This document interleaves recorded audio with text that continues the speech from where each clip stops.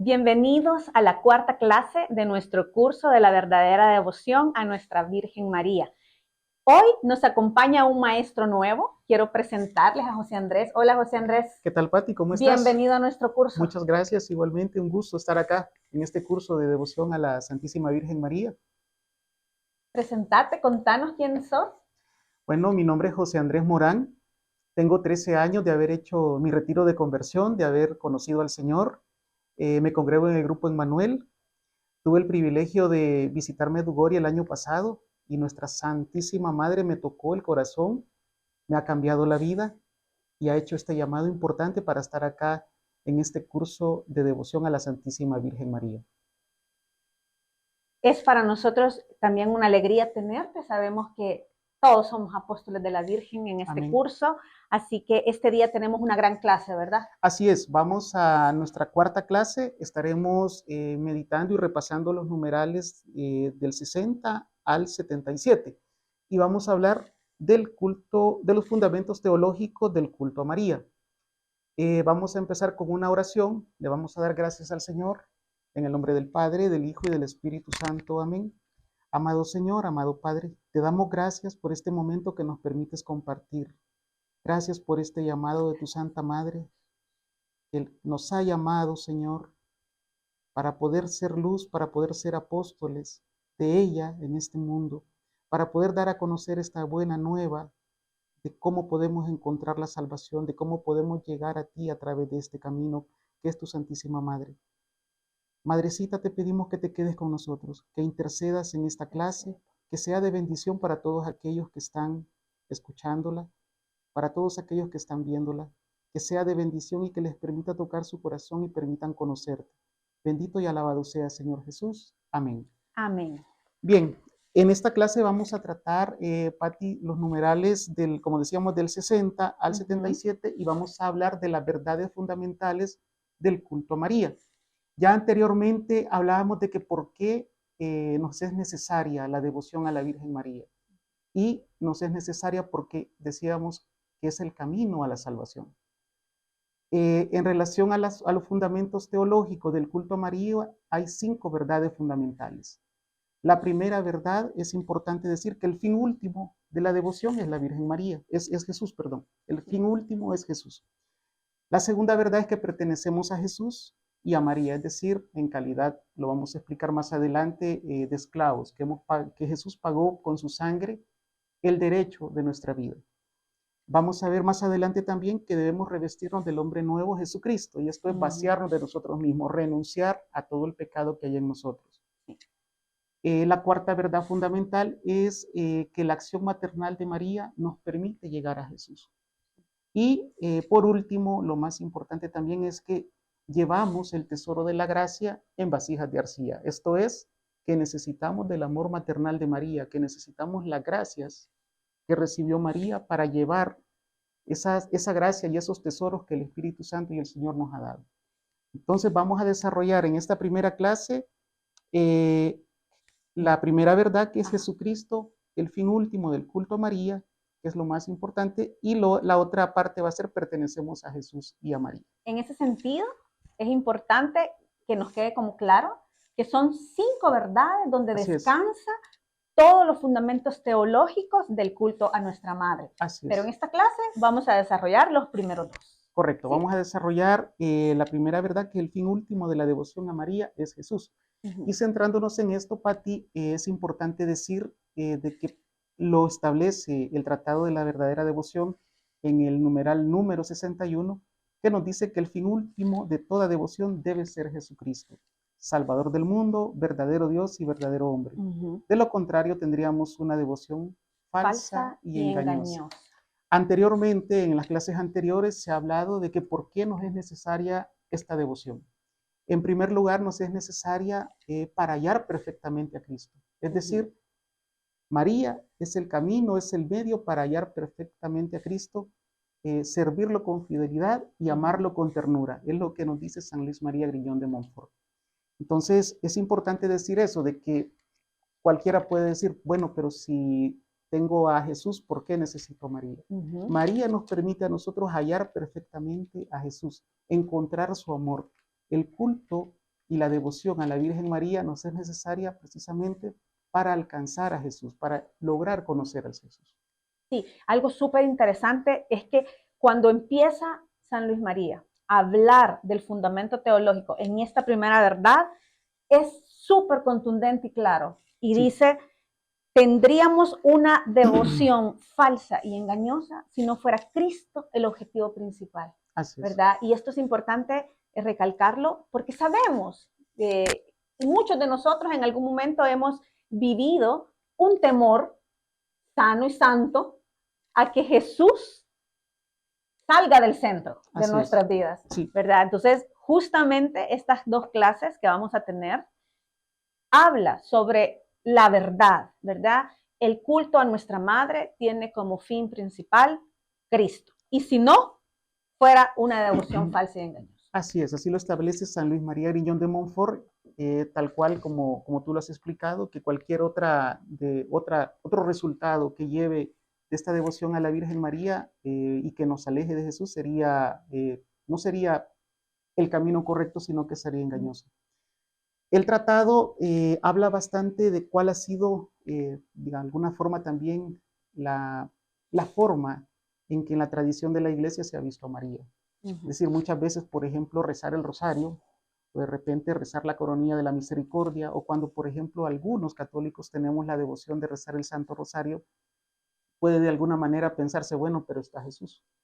Jesús como el camino, pero realmente es María quien prepara nuestros corazones a través de esa devoción, a través de, por ejemplo, del Santísimo Rosario, a través, por ejemplo, de las tradiciones que nos han heredado nuestros abuelos, nuestras madres, de rezar el rosario. Hay algo explícito en cuanto a buscar a Jesús a través de ello. Es decir, Jesús se sirve de esta criatura maravillosa que el Espíritu Santo escogió como madre de él para llegar perfectamente a él. Es decir, nos permite, nos abraza a través de esta tradición de un Santo Rosario, por ejemplo, de una coronilla de la misericordia, acercarnos perfectamente a Jesús. Teniendo en cuenta, Pati, que Jesús es el fin último. Ese es el llamado, es el fin último. María está como mediadora, nos permite prepararnos, nos cubre, nos abriga para presentarnos ante el Rey de Reyes. Y qué maravilloso es que hoy que tú tocas el Santo Rosario, la Coronilla de la Misericordia, que hemos estado teniendo hace poco, ¿verdad? La fiesta de la misericordia, cómo cuando tú lo haces con el sentido correcto de la doctrina de nuestra iglesia, te das cuenta que en el Rosario hablamos a la Virgen María, pero meditamos la vida de Jesús. El centro es la vida de Jesús, contemplar los misterios de su vida que nos han dado libertad y nuestra madre a través de su oración nos lleva hacia ese fundamento, ¿verdad? Así es. Entonces, qué bueno y qué alegre para nuestra iglesia que dentro de la doctrina santos como San Luis, pues nos lo expliquen tan claramente. Así es. Y desde el hecho, como nos lo dice Lucas 1:28, que en la Anunciación, Dios se sirvió de la criatura más llena de gracia, desde la concepción como tal, para ser la madre de Dios. Desde entonces está ya ella predestinada a ser la reina, a ser la mediadora, a prepararnos a nosotros como hijos suyos hacia el camino de salvación que es Jesús. María viene en todo caso, Pati, a sustituir o de alguna manera a hacer la nueva alianza que de alguna forma se rompió con Eva al inicio. María viene a ser esa nueva luz de esperanza, esa nueva vida que se da a todos los hijos cuando también Jesús le dice a Juan, he ahí a tu madre, y ella nos adopta a todos nosotros como verdaderos hijos. Así es. También quiero hacer alusión al numeral 62, que nos establece que dice, por tanto, si establecemos la sólida devoción a la Santísima Virgen, es solo para establecer más perfectamente la de Jesucristo y ofrecer un medio fácil y seguro para encontrar al Señor. Esto es fundamental, Pati, porque nos está diciendo el camino de esta devoción es hallar a Jesús. Es decir, la veneración que se le da a la Virgen María, la consagración que se da a la Virgen María es solamente para hallar perfectamente a Jesús. Y para amarlo, como decíamos al principio, para amarlo con ternura y servirlo con fidelidad. Sí, y más adelante, en ese mismo numeral, hay una frase súper fuerte de Sí. San Luis María, que a mí me encanta porque dice, y si esta santísima devoción a la Virgen María nos apartase de Jesús, habría que rechazarla como una ilusión diabólica. Así de claro, ¿verdad? Si el fin último de nuestra devoción a nuestra Madre no es Jesús, no es la devoción que Él quiere que nosotros tengamos, ¿verdad? Así es, efectivamente, como tú lo estás exponiendo, cualquier otra cosa que no sea Jesús es una devoción engañosa, es algo que nos aparta precisamente del camino. Más adelante hay clases donde se va a hablar más ampliamente sobre ello, sobre los cultos, sobre las tradiciones, sobre lo que no es una devoción a la Virgen María. Centrándonos en esto, vamos a decir que nuestro Señor es el fin último. Es decir, si se pudiera conocer, y de alguna manera este tratado de San Luis María Griñón de Montfort fue escrito hace algunos siglos, pero si se pudiera conocer desde ese momento, desde esos tiempos, cuál ha sido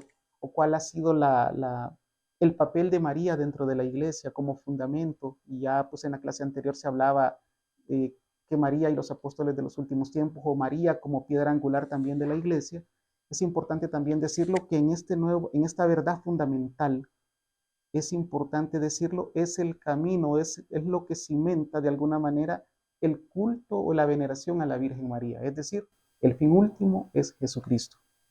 Me permito leerles una oración de San Agustín, que pues sabemos San Agustín es un doctor de la iglesia, converso, un gran patriarca de nuestra iglesia católica, a través de muchos tratados, de mucha explicación, de mucho conocimiento teológico sobre la iglesia católica, sobre los principios fundamentales también de nuestra fe.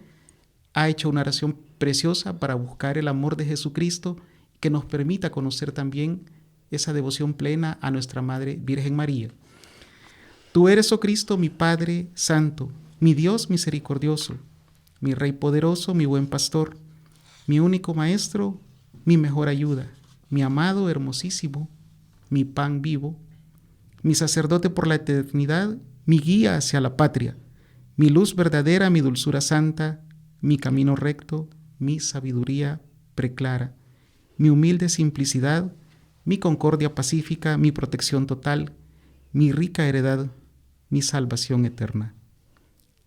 Cristo Señor, Señor amabilísimo, ¿por qué habré deseado durante toda la vida algo fuera de ti, mi Jesús y mi Dios? ¿Dónde me hallaba cuando no pensaba en ti? Anhelos todos de mi corazón, inflámense y desbórdense desde ahora hacia el Señor Jesús. Corran que mucho se ha retrasado, apresúrense hacia la meta, busquen al que buscan. Oh Jesús, anatema del que no te ama. Rebose de amargura quien no te quiera, dulce Jesús. Que todo buen corazón dispuesto a la alabanza te ame, se deleite en ti, se admire ante ti. Dios de mi corazón, herencia mía, Cristo Jesús. Ven, Señor, en mí, enciéndase en mi pecho la viva llama de tu amor. Acrézcase en incendio, arda siempre en el altar de mi corazón. Queme en mis entrañas, incendie lo íntimo de mi alma, y que en el día de mi muerte comparezca yo del todo perfecto en tu presencia. Amén. Ustedes pueden ver y analizar esta magnífica oración de San Agustín en donde pide el amor de Dios, esa misericordia de Dios que nos permita alcanzar un conocimiento pleno y arraigarnos a Él. Pero San Agustín la hace en el marco y en el contexto de buscar también a través de la Virgen María esa unión perfecta con Jesucristo su Hijo. También me permito leerles un numeral del Catecismo de la Iglesia Católica, de nuestra Iglesia Católica, el 971, que habla del culto a la Santísima Virgen. Y dice, todas las generaciones me llamarán bienaventurada. La piedad de la Iglesia hacia la Santísima Virgen es un elemento intrínseco del culto cristiano. La Santísima Virgen es honrada con razón por la Iglesia con un culto especial. Y en efecto, desde los tiempos más antiguos, se venera a la Santísima Virgen con el título de Madre de Dios. Aquí es importante entonces, mis hermanos, decir que la devoción a la Virgen María como Madre de Dios nos acerca perfectamente a ese amor de los amores que es Jesús. Pati, eso es importante porque hemos hablado de la primera verdad fundamental en estos principios teológicos de la devoción a la Virgen María, y es el hecho de que Jesucristo es el fin último. Nos lo dice también el Catecismo de la Iglesia Católica, que es nuestra guía también de enseñanza, y pues también da luz bien clara la oración de San Agustín, en donde dice: Jesús misericordioso, maravilloso, quiero alabarte, quiero exaltarte, pero también, como decimos, en el contexto del amor y la devoción a la Virgen María. Es maravilloso, cuando estabas leyendo la oración de San Agustín, pensar en ese llamado urgente que San Agustín hacía hace tantos años, de volver ya a Cristo. Urge llegar a Cristo. Y San Luis María dice que en esa urgencia de los últimos tiempos, que en la clase anterior decíamos que estamos viviendo situaciones complicadas en el mundo, el medio para poder hacerlo más rápido es nuestra Madre. Y vamos a desarrollar la segunda verdad, ¿verdad? La segunda verdad donde descansa toda la teología del culto a nuestra Madre en la Iglesia. Y esa segunda verdad es que pertenecemos a Jesús y a la Virgen María. Y yo creo que esto es algo que todos sabemos, que todos vivimos, o al menos tratamos de vivir y saber que somos de Cristo, somos para Él y vivimos para Él. Amén. Sin embargo, es un fundamento de nuestra devoción a nuestra Madre. Y San Luis María dice en el numeral 68, textualmente: de lo que Jesucristo es para nosotros debemos concluir que ya no pertenecemos a nosotros mismos, sino que somos totalmente suyos, como sus miembros y esclavos comprados con el precio infinito de su sangre. Y creo que tan cercanos a la Semana Santa y a esta pasión y resurrección, nos ha quedado claro que en esa cruz y en esa sangre Dios pagó por nosotros y nos hizo pertenecer a Él. Somos de su pertenencia.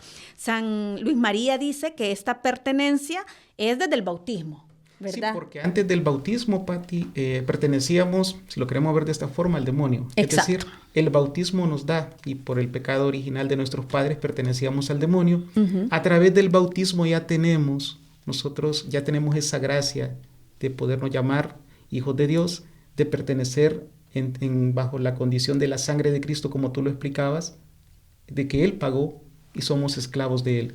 Más adelante, pues entiendo, vas a explicar con más detalle el contexto en el cual se escribió el tratado de San Luis María Griñón de Montfort en esos tiempos, de contextualizar que era criado, que era esclavo, ajá, que era amo. Así es. Y también hacer la relación porque nosotros somos esclavos de Jesús y María. Sí. Y como lo has explicado, el bautismo fue en nosotros ese momento en que nos volvimos propiedad de Dios. Y eso es algo sumamente importante. Más adelante, San Luis María dice de que nosotros debemos hacer que Jesús reine en nuestra alma, ¿verdad? Y que este reinado en nuestra alma, que porque somos un pueblo adquirido, porque somos herencia de Él, es la misma razón por la cual el Espíritu Santo nos compara y hace 4 comparaciones, que el Espíritu Santo nos compara primero con árboles plantados junto a la corriente de aguas de la gracia y en el campo de la iglesia. Y solo se me viene la cita bíblica a mi mente y a mi corazón: somos como árboles plantados a la orilla del río, ¿verdad? Entonces es importante que sepamos que dentro de esta pertenencia que tenemos, de esta propiedad que somos de Jesús, pues somos como árboles plantados. La segunda comparación que hace es que somos como sarmientos de una vid cuya cepa es Cristo. Estamos unidos a la vid verdadera. Sin Él no somos nada. Y debemos y tenemos que, en esta unión íntima con Jesús, producir frutos buenos, ¿verdad? Producir frutos buenos. Y 3, que somos un rebaño, dice. Y yo creo que esta es como la comparación con la que más nos identificamos, ¿verdad? Somos un rebaño con el pastor. Ese pastor es Jesús. Y además, Él nos llama a que seamos productores en este rebaño, ¿verdad? No que seamos, cuando lo leía decía, bueno, no es que tenemos que ser observadores dentro de este camino, sino que tenemos que producir lo que el Señor nos ha mandado a producir, que son frutos buenos y abundantes. Y además nos compara como una tierra fértil, donde el agricultor mismo es Dios. Amén. Él es quien nos poda de vez en cuando, ¿verdad? Nos quita esas hojas que están secas. Él hace que nuestras semillas se multipliquen y que se produzca frutos buenos y que con estos frutos buenos vayamos por ahí contagiando a otros, como a través de este curso. Así es. Es importante, como tú lo dices, de estos principios, de estos 4 principios, el tema de la vid es bastante tocado en los evangelios. Se espera que la vid dé frutos y lo otro es el pastor también que guía un rebaño. Así es. Ahora, más adelante también, Patti, se habla sobre la forma de pertenecer a otro. Y esta verdad fundamental explica de que somos de Jesús y de María, pero más adelante se habla también de que las formas de pertenecer a otro es siendo esclavo o criado.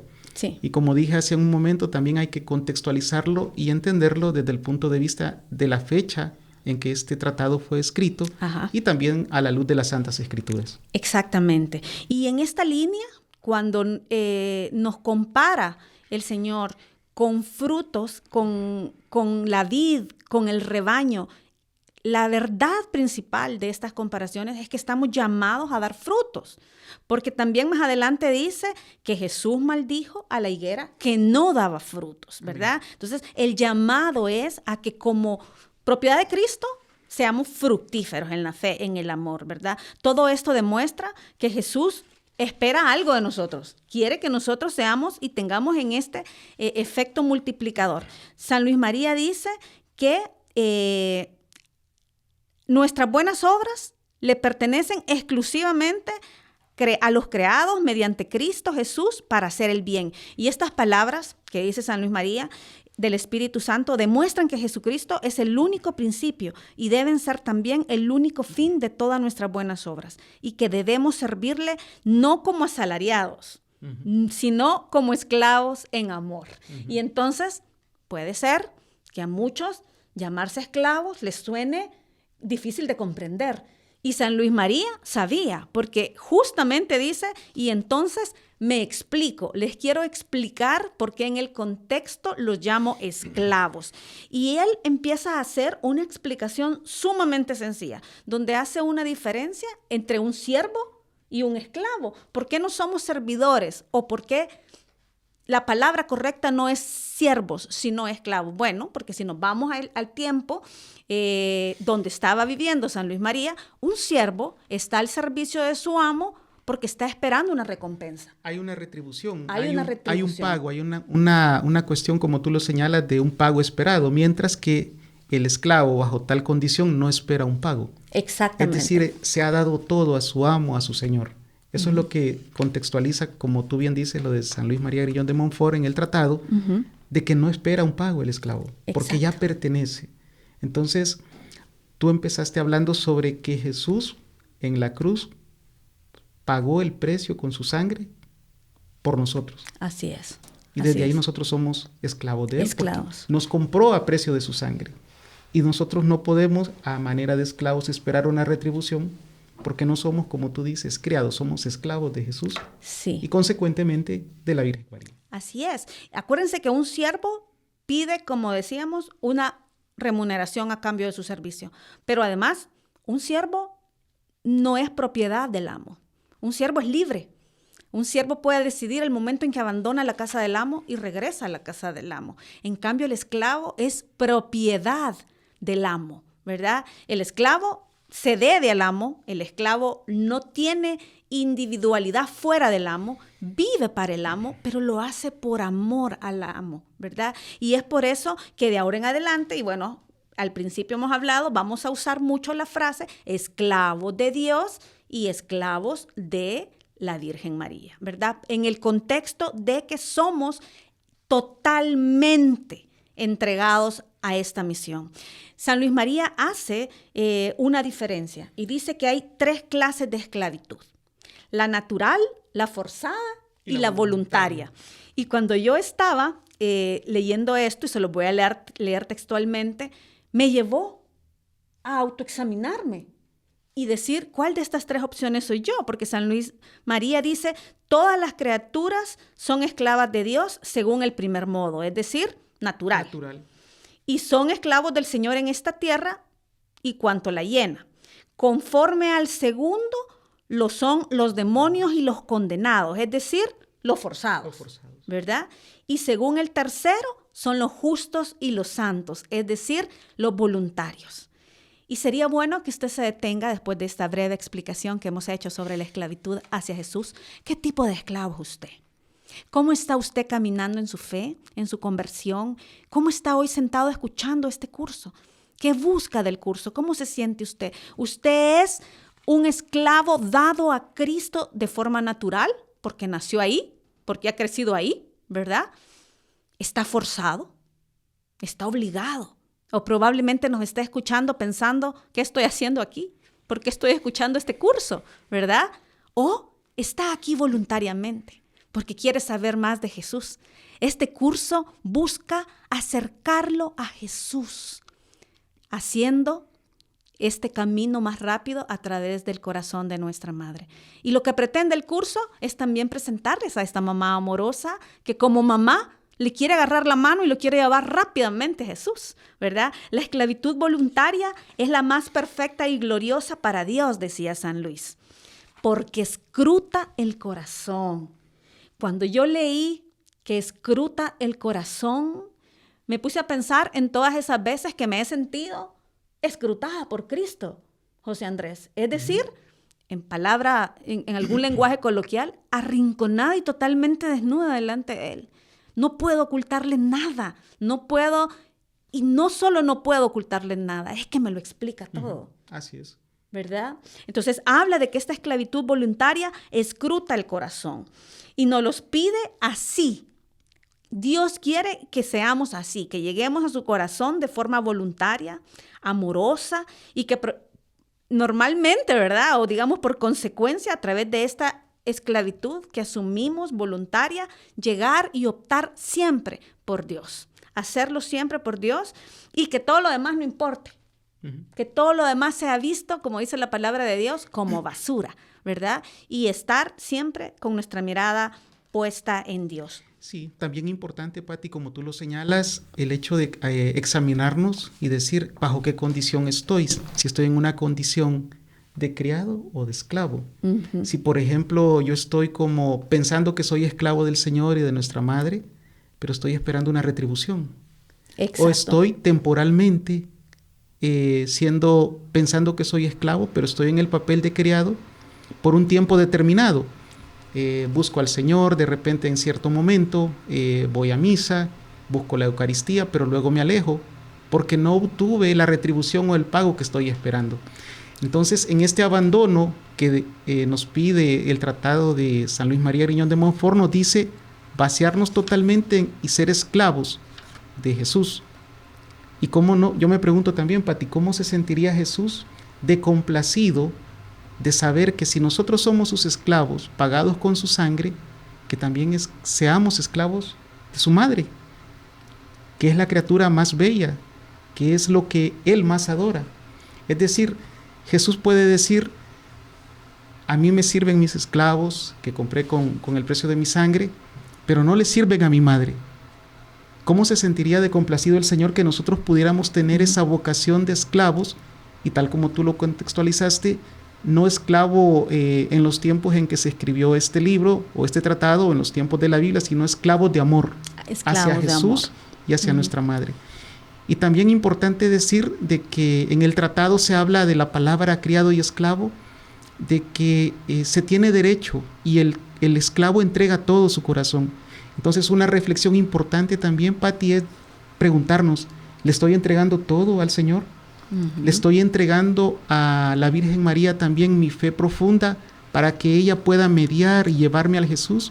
Para que yo pueda, como cristiano, encontrar perfectamente a Jesús, amarlo, servirlo, honrarlo. ¿Lo estoy haciendo?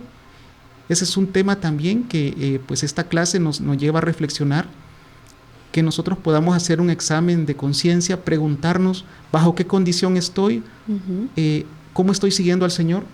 Lo estoy haciendo a través de una esclavitud disfrazada de servidumbre, como siervo o como criado, como tú decías, porque estoy esperando una retribución, porque estoy esperando un pago, porque si esa retribución no llega o de repente no tengo lo que espero, me voy a ir, o porque lo más importante, no le estoy dando todo al Señor.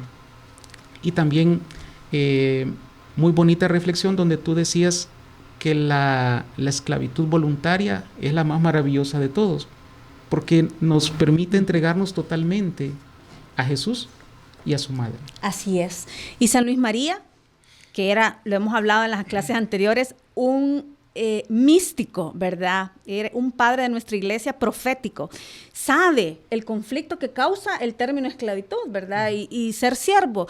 Y él nos describe en 5 ítems cuál es la diferencia entre el criado y el esclavo. Dice, el criado no entrega a su patrón todo lo que es, ¿verdad? Y todo lo que posee, ni todo lo que adquiere por sí mismo o por el otro. El esclavo se entrega totalmente a su amo, todo lo que tenemos. El criado exige retribución, como tú lo decías, el esclavo, por el contrario, no exige nada.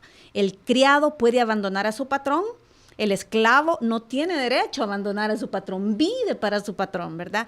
Y cuando dice no tiene derecho es que no quiere, está cómodo ahí con su patrón.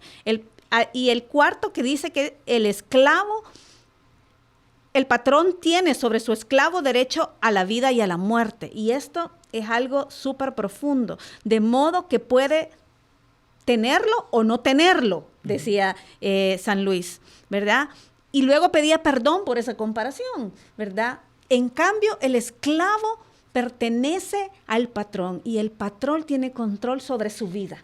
Cuando lo extrapolamos a Dios, el esclavo confía plenamente en que su patrón sabe el principio y el fin de su vida. Amén.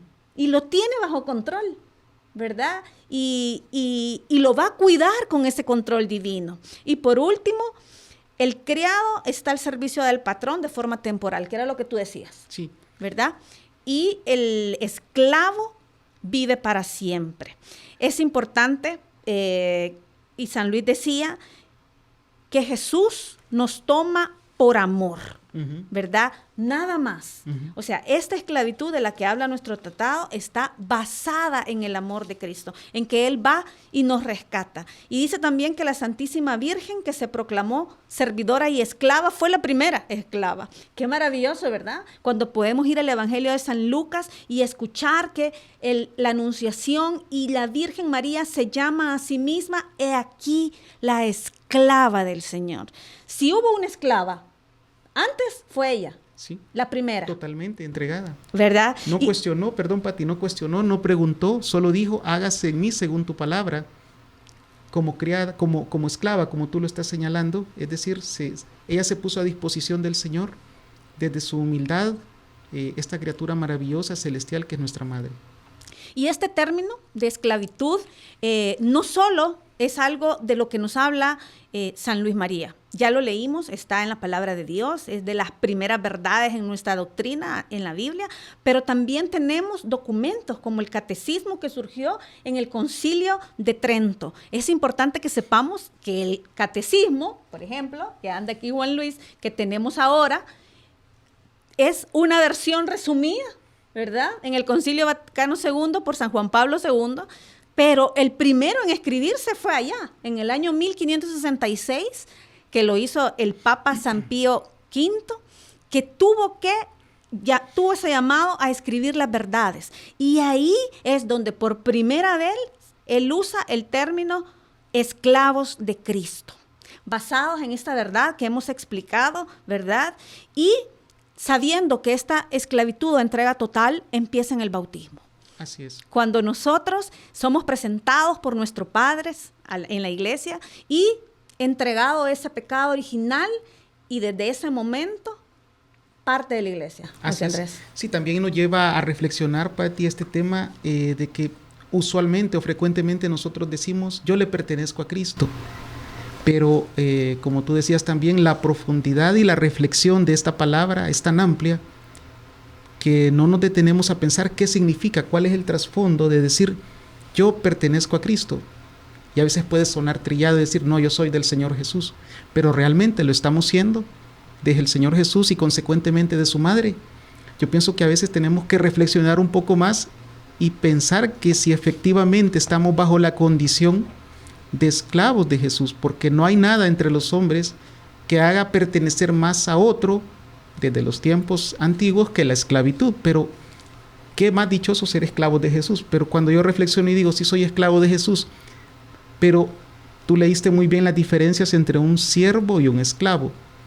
Estoy por un tiempo con Jesús, me he entregado totalmente a Él, le pertenezco a Él y le pertenezco a su madre.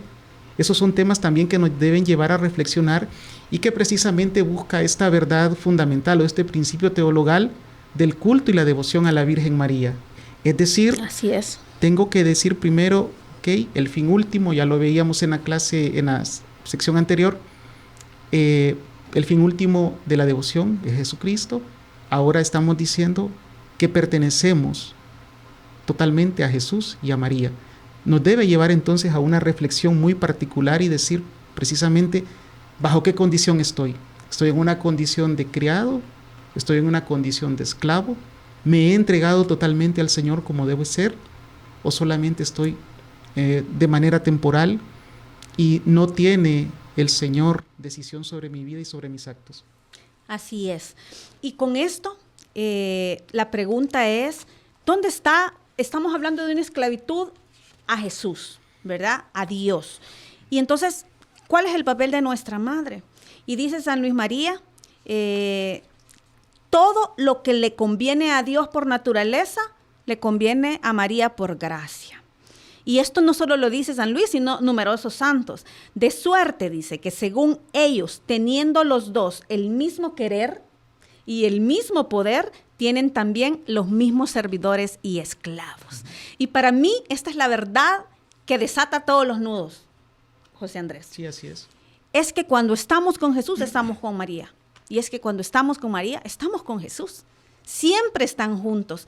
Y entonces dice San Luis, podemos pues conforme al parecer de los santos y de muchos varones insignes, llamarnos y hacernos esclavos de amor a la Santísima Virgen a fin de serlo más perfectamente para Jesucristo. La Virgen Santísima es el medio del cual se sirvió el Señor para venir a nosotros y es también el medio del cual debemos servirnos nosotros para ir a Él.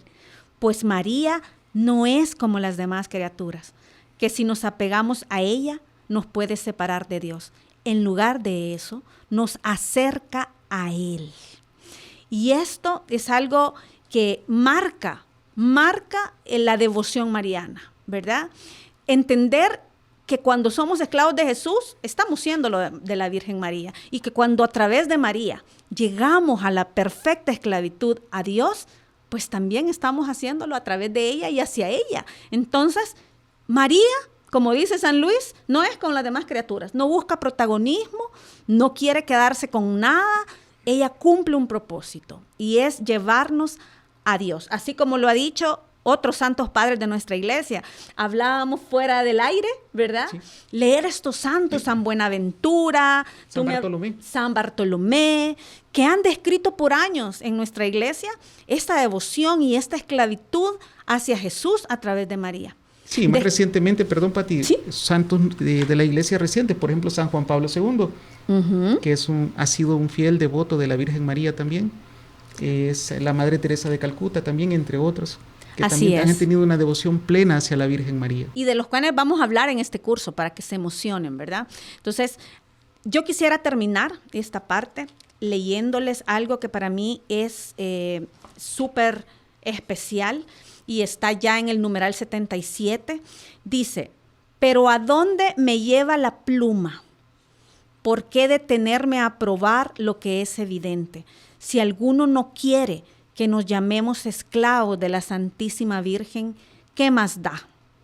Hacerte y llamarte esclavo de Jesucristo es hacerte y proclamarte esclavo de la Santísima Virgen, porque Jesucristo es el fruto y la gloria de la Virgen María.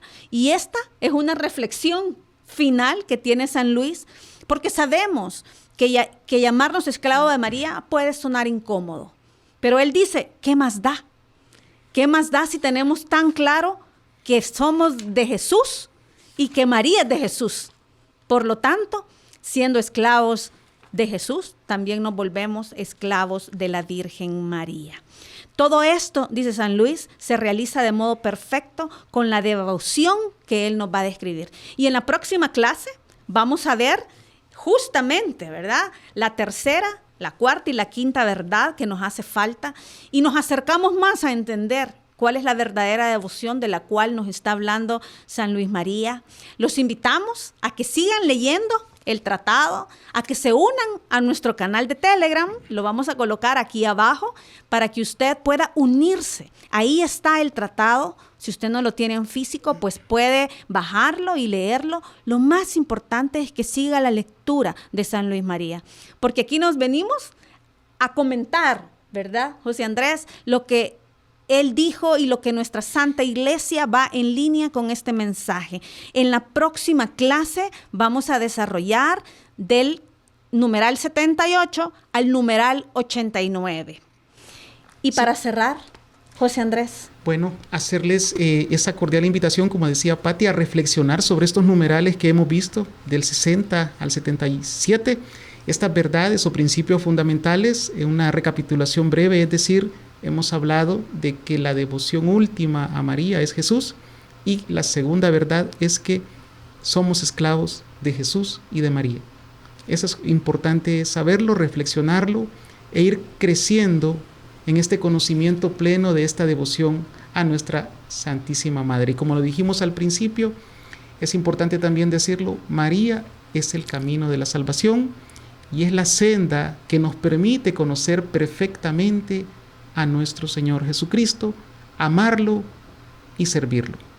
Cerramos con una oración. En el nombre del Padre, del Hijo, del Espíritu Santo. Amén. Amado Señor, amado Padre, te damos gracias por este momento que nos has permitido compartir. Gracias, Señor, por haber iluminado nuestros corazones. Te pedimos que este mensaje y esta reflexión de este tratado de la verdadera devoción a la Virgen María pueda llegar a esos corazones y toque sus mentes, Señor. Que tú, Madrecita, puedas interceder por todas estas personas que han estado conectadas a la clase de hoy, que puedas abrir sus mentes y sus corazones y que permitan conocerte, que te permitan tener esa devoción plena hacia ti para amar perfectamente al Rey de Reyes y Señor de Señores, que es Jesús. Bendito y alabado sea, Señor. Amén. Amén. Gracias por habernos acompañado en esta clase. Los esperamos en la próxima clase con la lectura de San Luis María Griñón de Montfort. Gracias por habernos acompañado. Totus tus, María.